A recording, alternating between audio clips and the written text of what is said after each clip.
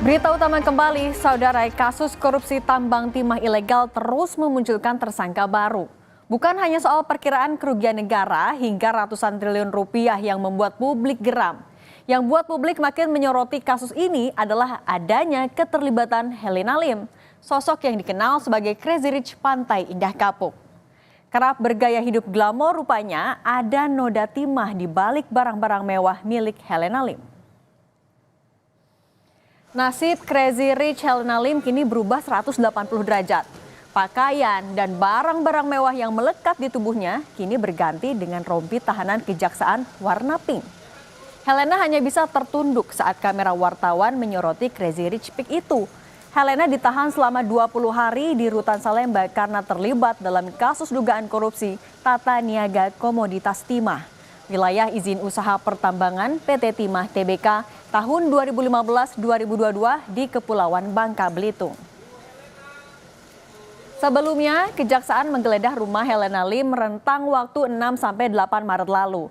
Kejaksaan menggeledah sejumlah sisi rumah sampai menemukan berangkas berisi bungkusan amplop hingga perhiasan.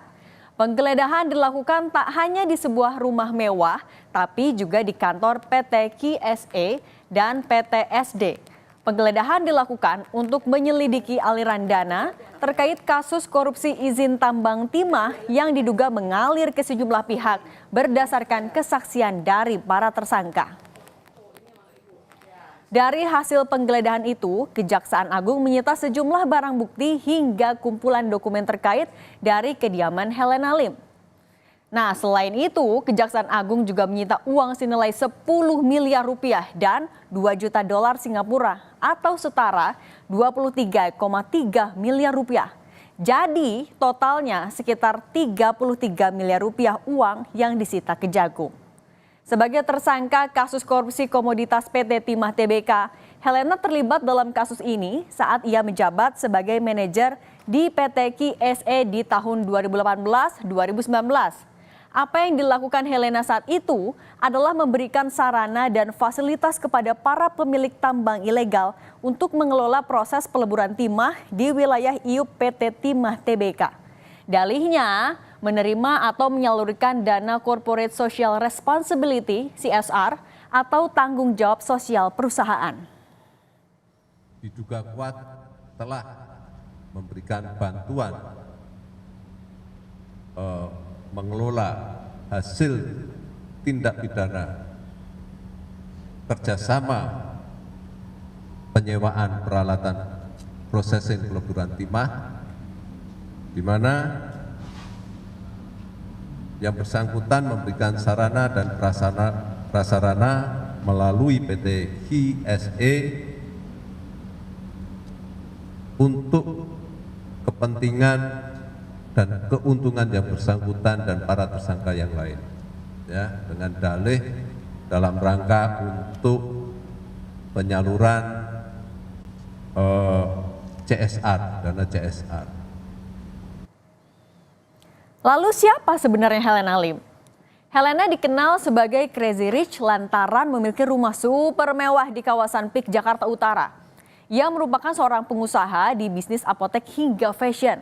Selain sebagai pengusaha, Helena Lim juga dikenal sebagai model, penyanyi, maupun konten kreator. Dia semakin dikenal karena kerap memamerkan kehidupan mewahnya dengan menunjukkan isi rumah, koleksi tas, dan lainnya melalui media sosial. Helena Lim seringkali berkolaborasi dengan sejumlah selebritas yang kontennya tentang kehidupan mewah seorang Helena Lim. Konten yang menunjukkan sejumlah fasilitas rumah Helena seperti salon pribadi hingga tempat karaoke pribadi. Helena bercerita, kesuksesannya saat ini bermula dari usaha penukaran dolar setelah sebelumnya pernah bekerja sebagai marketing bank di Medan 1996. Helena dikenal sebagai broker oleh kliennya. Sukses jadi broker di Medan, Helena mengadu nasib ke Jakarta membangun usaha yang dimodali oleh salah satu kliennya. Tahun 96 aku masih kerja di bank. Itu di Medan? Di Medan. Tahu nggak gajinya berapa? Berapa? Tahun 96. Nggak. 450.000. Ini marketing. Sebenarnya kan kerja aku bukan di teller ya. Tapi aku rajin. Aku rajin tuh duduk di customer service, rajin duduk di teller, suka nyapa-nyapa klien yang datang. Jakarta itu jadi intinya aku udah banyak customer nih. Udah banyak nih, udah banyak. udah mapan lah di situ ya, Udah sukses mapan. lah. Jadi kebetulan pas ada satu klien di Jakarta, klien gede, sering suruh aku cari dolar, cari ini. Jadi aku bilang sama dia, kamu di Jakarta buka aja properti, buka aja money changer, buka aja ini. Terus dia bilang, enggak deh, kecuali kamu yang datang. Kamu yang buat, aku yang ngurusin. Oh itu. Dia yang buka tokonya, dia yang ini, aku nggak punya duit. Aku yang buka, kamu punya duit berapa, itu chip in modal, nggak usah banyak nggak apa-apa, kurang duitnya aku pinjemin. Kasus korupsi komoditas timah ternyata juga menyeret Harvey Muiz, suami dari selebritas Sandra Dewi. Harvey terlibat dalam kasus yang sama dengan Helena Lim, namun memiliki peran yang berbeda. Keterlibatan Harvey Muiz semakin mengundang perhatian publik atas kasus korupsi di PT Timah. Harvey ditetapkan jadi tersangka korupsi dalam Tata Niaga Komoditas Timah Wilayah IUP PT Timah Tbk tahun 2015-2022 pada Rabu malam dan langsung ditahan Kejaksaan Agung, tangannya diborgol dan menggunakan rompi pink. Kejagung menyebut peran Harvey sangat sentral, yaitu dengan cara mengumpulkan petambang ilegal dan melakukan modus menyewa peleburan timah atau smelter, yang selanjutnya mengumpulkan keuntungan dari perusahaan smelter itu sebagai dana CSR yang turut melibatkan Helena Lim. Padahal keuntungan tersebut dibagi untuk Harvey dan sejumlah tersangka lain. Harvey sebagai perpanjangan tangan PT RBT kong kali kong dengan bos PT Timah, ex-direktur utama PT Timah, Mohtar Riza Pahlevi Tabrani yang juga sudah ditetapkan jadi tersangka untuk mengakomodasi kegiatan pertambangan ilegal di wilayah IUP PT Timah. Kejagung turut menyita sejumlah barang bukti dari Harvey Muiz. Tak tanggung-tanggung, barang bukti yang disita memiliki angka yang fantastis. Di antaranya 65 keping emas logam mulia dengan total berat 1062 gram. Lalu ada uang tunai senilai 76 miliar rupiah, 1,5 juta dolar Amerika Serikat atau setara 24 miliar rupiah, dan 411.400 dolar Singapura atau setara 4,7 miliar rupiah.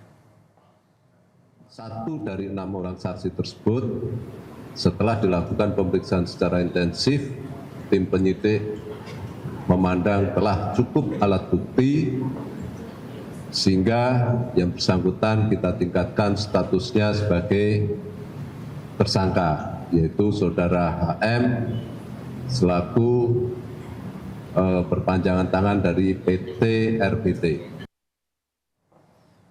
Harvey Muiz ini, saudara, merupakan seorang pengusaha tambang yang menjabat sebagai Presiden Komisaris PT Multi Harapan Utama. Harvey juga disebut-sebut memiliki saham di 5 perusahaan batubara lainnya. Sebagai seorang pengusaha, Harvey memiliki sejumlah kekayaan, antara lain rumah mewah, kendaraan mewah, hingga jet pribadi. Sudah ada 140 saksi yang diperiksa dan 16 tersangka dalam kasus dugaan korupsi di perusahaan plat merah PT Timah.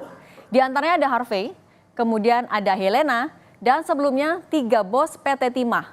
Mohtar Riza Pahlevi, Dirut PT Timah 2016-2021, Emil Ernindra, Direktur Keuangan PT Timah 2018, Alwin Albar, Direktur Operasional PT Timah. Kejagung menerangkan mereka semua bersekongkol menyelewengkan biji timah di wilayah IUP PT Timah Tbk. Nah, lalu bagaimana para tersangka bebas mengeruk sumber daya alam Indonesia?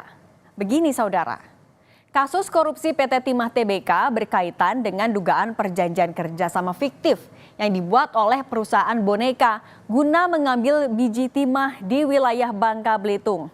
Nah, 3 petinggi PT Timah yang jadi tersangka, Alwin Albar, Mohtar Riza Pahlevi, dan Emil Ernindra mengetahui pasokan biji timah yang dihasilkan PT Timah Tbk ini lebih sedikit dibandingkan perusahaan swasta lain. Ya, karena adanya penambangan liar di wilayah IUP PT Timah yang masif. Bukannya menindak penambangan ilegal, 3 mantan bos plat merah ini malah mengajak penambang ilegal untuk kerjasama mengeksploitasi sumber daya alam Indonesia. Caranya gimana? para tersangka membeli hasil penambangan ilegal dengan harga di atas standar yang ditetapkan perusahaan. Jelas, eksploitasi SDA berpotensi menimbulkan kerusakan lingkungan dan tentu keuangan negara. Anda tahu saudara, total kerugian lingkungan dan keuangan negara angkanya fantastis. Kerugian akibat kerusakan lingkungan saja mencapai 271 triliun rupiah.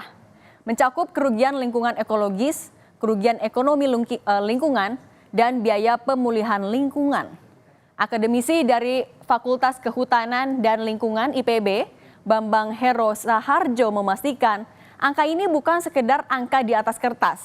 Bambang melakukan pemantauan lapangan dan analisa berbasis satelit sejak tahun 2015. Dan perlu juga kita garis bawahi, itu lubang tambang yang terbuka kalau tidak dipulihkan sudah terbukti menelan korban jiwa. Sekali lagi kami tekankan saudara, angka kerugian 271 triliun rupiah hanya kerugian lingkungan, belum termasuk angka kerugian keuangan negara. Bayangkan uang sebanyak itu kalau tadinya digunakan untuk pembangunan negara dan mewujudkan kesejahteraan rakyat. Bagaimana Anda nggak makin kesal?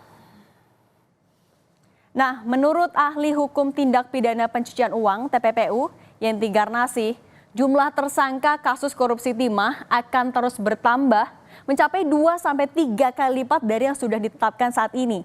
Seandainya kasus ini diusut lewat dugaan TPPU.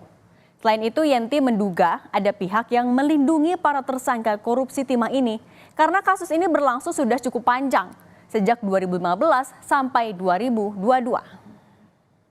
Kira kalau nanti dikaitkan dengan TPPU-nya harus dengan TPPU-nya karena ini kejadian kan 2015. Ada beberapa yang baru masuk 2018 yang terakhir kemarin suaminya siapa itu? Sandra Dewi. Sandra Dewi itu kan 2018 gitu kan ya. Nah, artinya 2015 sampai dengan sekarang ini kan uang sudah mengalir kemana-mana yang 271 triliun itu. Nah itu dikejarnya pakai TPPU. Dan itu nanti bisa menghasilkan mungkin 2 kali lipat tersangka yang ada sekarang ini. Misalnya, 2 kali lipat potensi bisa tersangka jadi, tambahan. kan sangat bisa jadi 3 kali lipat juga. Kan bang, sistem negara ini sudah tidak ada pengawasannya. Ataukah pengawas-pengawas itu malah justru kong kali kong supaya orang-orang yang ketahuan curang ini ketahuan lancung untuk menghabisi harta negara yang harusnya masuk ke negara ini malah memang dilindungi gitu ya. Jadi eksploitasi sumber daya alam tidak hanya dapat merusak lingkungan, tapi juga menimbulkan kerugian ekonomi dan sosial. Kita tunggu pengungkapan fakta-fakta baru. Akankah jumlah tersangka bakal bertambah banyak? Komitmen menyelesaikan sengkarut korupsi SDA kita tunggu. Karena sejatinya pengelolaan sumber daya alam adalah untuk kemakmuran rakyat.